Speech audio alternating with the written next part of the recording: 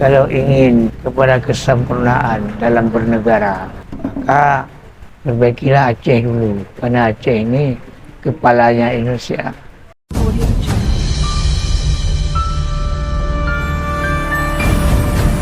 Assalamualaikum Abi. Waalaikumsalam warahmatullahi.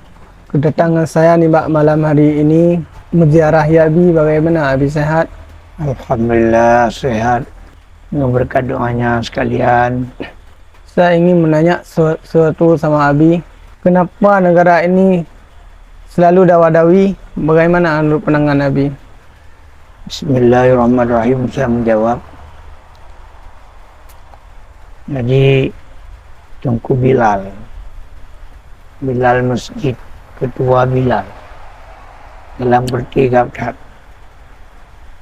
calon DPRA Tumiang, dapil berapa? Dapil 7.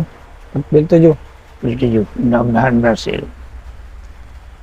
Jadi dia menanyakan sama saya, negara ini selalu dawa-dawi, gitu kan? Ya Abi. Artinya masyarakat dalam negara ini selalu dawa-dawi. Kenapa menurut pandangan Nabi? Begitu kan? Ya Abi. Saya menjawab dengan Bismillahirrahmanirrahim. Alhamdulillahirabbil alamin. Asyhadu an la ilaha illallah wa asyhadu anna Muhammadar Rasulullah. Allahumma shalli ala sayyidina Muhammad wa ala alihi washabihi ajma'in ya hayyu ya qayyum. Jadi begini Tunku Bilal. Salah pemahaman. Karena kan salah pemahaman. Tidak sama konsep di dalam penghidupan. Pasti ada kekeliruan dalam berpaham. Yang ini bilang ini, yang itu bilang itu. Jadi macam-macam lah dalam negara ini. Makanya saya mengharap supaya sering-seringlah bersilaturahmi. Wahai anak bangsa ini, silaturahmi ke sini, silaturahmi ke situ, dan perbaikilah hati, berihsan supaya aman damai, supaya berihsan. Kalau tidak ada ihsan, semuanya kayak inilah, orang tidak punya ihsan. Maka saya mengharap tolong berihsan. Itu yang saya bisa menjawab. Mungkin kalau orang lain, kalau tidak, para tokoh-tokoh yang lain mungkin banyak yang mampu menjawab hal itu. Ada lagi yang boleh tanya? Enggak ada Abi.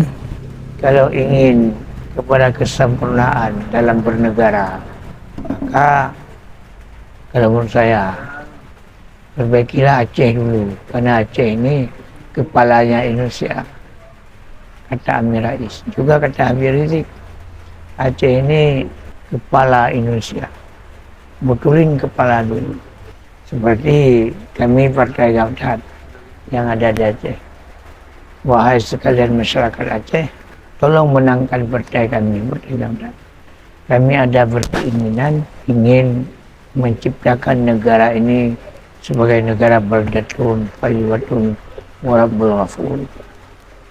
Tolong, wahai sekalian pihak, tolonglah supaya Partai Gabdat menang, sehingga mampu berbicara baik di daerah maupun di pusat. Ini masalahnya. Ini yang saya bisa menjawab. Besok kita katakan ini keadaan saya kurang sehat. Mudah-mudahan negara kita aman, damai, adil dan makmur. Sebenarnya pada hakikatnya yang menciptakan itu Allah. Maka tolong kita mendekati kepada Allah. Ini masalah. Kalau tidak ada lagi yang ditanya, mausul khitam ala manittabal huda. Assalamualaikum warahmatullahi wabarakatuh.